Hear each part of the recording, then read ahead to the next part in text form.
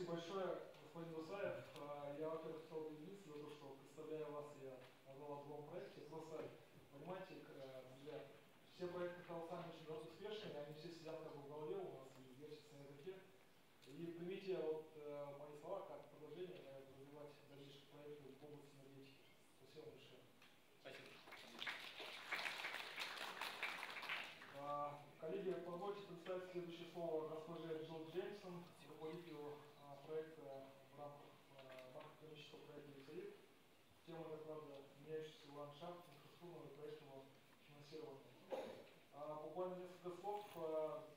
Данный проект работает совместно с Центром ЧП и Министерством экономического развития и торговли достаточно успешно, и большой вклад получает в развитие конкретных проектов в социальной сфере, в агентской сфере.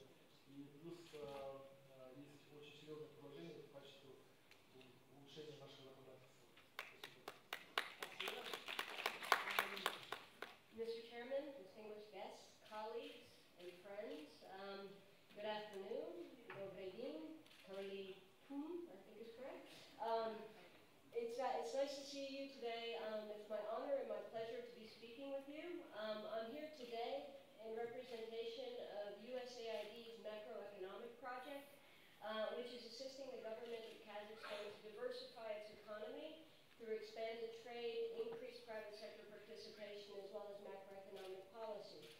So we do a great many things, but under this umbrella, we likewise are working with the government of Kazakhstan at both the central level, as well as at the regional level on public-private partnerships. And under the auspices of this USAID project, as well as a previous project, I've had the opportunity to meet many of you in this room at both the central and regional level. I've met representatives of all 16 regions of Kazakhstan. I've been to many of those regions, and I really do believe that I understand the promise as well as the potential and expectations that the country has for public-private partnerships. I certainly applaud the efforts today. They have been extraordinary. There have been efforts since 2006 to put Kazakhstan on the right track in PPP. But despite these labors, it is still evident that Kazakhstan has room to grow. It's still in the very early stages of PPP program development, which means it's filled with potential and a great future that we can all embrace together.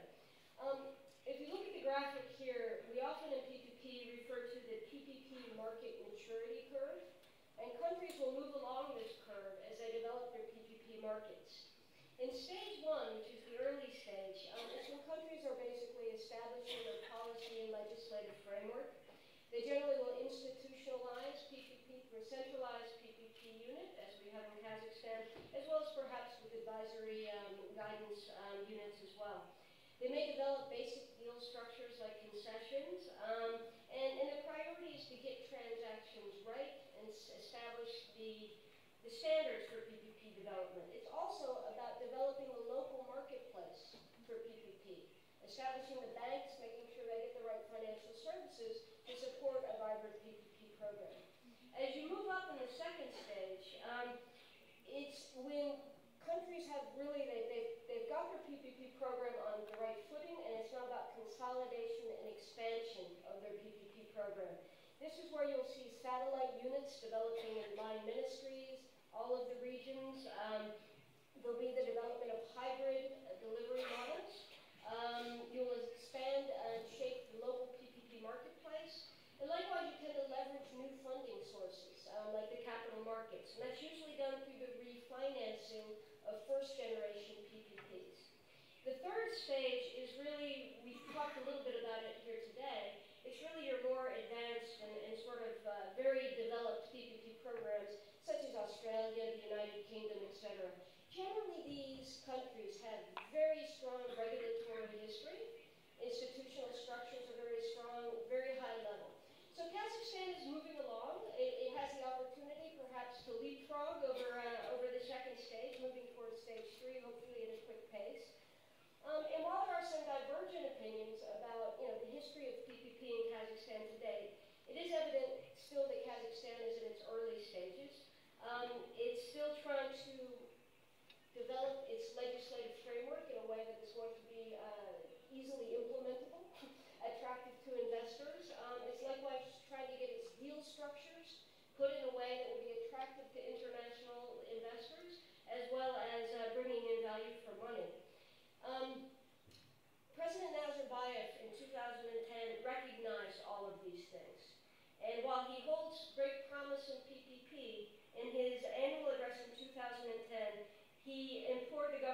try to apply PPP in accordance with international best practice. And I do think that this is the right mandate. This is what Kazakhstan needs to do in order to attract serious long-term investment and to put itself as a leader on the global forefront of PPP. Kazakhstan, however, is launching its PPP program or expanding it in a very, very complicated time in history. A few other speakers today have talked about the international financial crisis, and we can't ignore it. It's the big white elephant sitting in the room that we need to look at. The financial crisis has changed the underlying economics of public-private partnerships. On the one hand, it's gained prestige. Everybody loves public-private partnerships these days because it is both popular with those who are those who promote fiscal austerity as well as those who promote fiscal stimulus. You can argue this from either side of the coin. It is a good thing to be doing right now. For all of us in this room, it's a very good industry for us to be in. But on the flip side of that, really, everything has changed. We have a lack of long-term credit markets. We have sort of a changing panorama in terms of who is funding the supply and demand side of PPP infrastructure finance. So within this context, Kazakhstan needs to position itself well. It needs to think very strategically and very competitively about how it is going to distinguish itself from all the other nations that are fighting for the investment dollars of the few and the far. We've seen one thing, and I'll talk a little bit more about this, across the globe since the financial crisis hit. And this is what we call a flight to quality. Investors are seeking quality transactions. It doesn't matter where they are.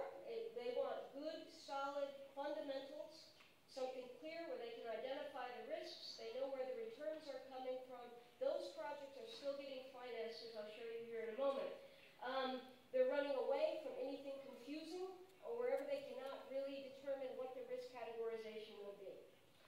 Now, I've heard some people in Kazakhstan tell me, probably none of them are in this room, so I can speak further, that Kazakhstan is unique.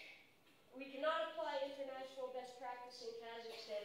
Don't even think about it. We are a unique country, they tell me. They claim that Kazakhstan doesn't need to attract international investors because it has its own money. And I recognize this. There's a great deal of money inside of Kazakhstan that can indeed be invested into infrastructure. But allow me, if you will, to make a few comments on that. And this will be the comment that I hope that you remember about this entire speech. The same financial rules of gravity apply in Kazakhstan as apply in the rest of the universe. I'll repeat that. The same financial rules of gravity apply in Kazakhstan as in the rest of the universe. A poorly designed transaction is not going to be attractive for local investors if it's not attractive for international investors. You need to get the basics right, particularly in transaction design. You don't want to unload bad projects on your local investors, particularly pension funds, local banks, etc. The fiscal implications of poorly designed transactions can be enormously negative on Kazakhstan in the future. So even though Kazakhstan is unique, you still need to apply the same fundamentals. Secondly, the local financial infrastructure in Kazakhstan is not yet ready to invest in all of the projects that are in the pipeline.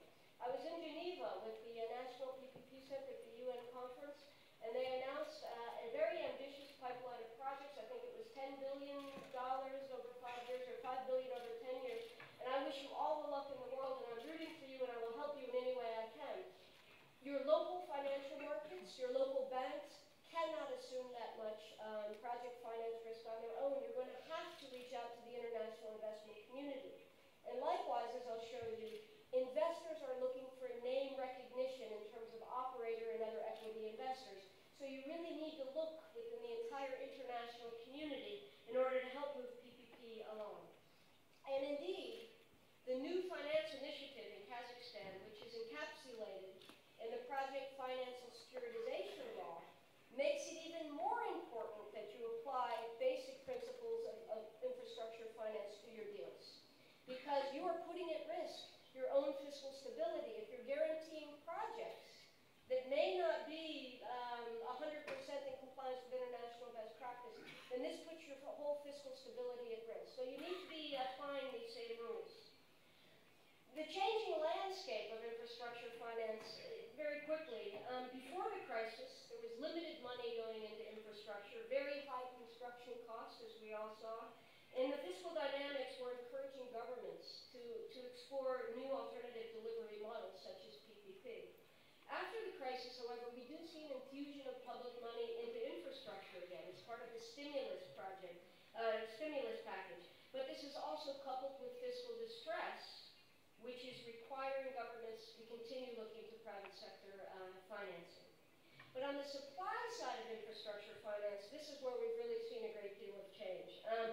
Before we had well-functioning debt capital markets, we had very solid project financing markets, strong equity investors, and we also were seeing, before the crisis, the emergence of infrastructure funds.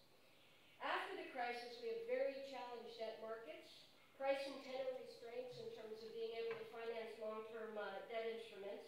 Many of our equity investors have been sidelined due to the financial crisis, and yet we're still seeing a very strong upsurge in infrastructure funds across the globe, which are actually helping push PPP forward in many, many areas. So there has been a change, and if we look at this slide, it summarizes some of the recent capital structures. And I won't go through this, but we are seeing a few trends. One, as I mentioned, we have a flight to quality transactions. Since the crisis, we've seen some startling project failures. And I will point to my own country, the United States, for the Midway Airport failure, unable to find financing, hugely embarrassing to the city of Chicago, which I'm not from, by the way. But we've also seen some spectacular successes. And we look at St. Petersburg Airport, we can look at some of these others like I-95 in the state of Florida. Higher equity requirements, we're seeing much higher equity than we saw before the crisis, which is also making it more necessary to find the right financial sponsors for these projects in terms of operators. But the market marches on, and I'll point to one that I think is very surprising to see in this list, and that is Pristina International Airport in Kosovo.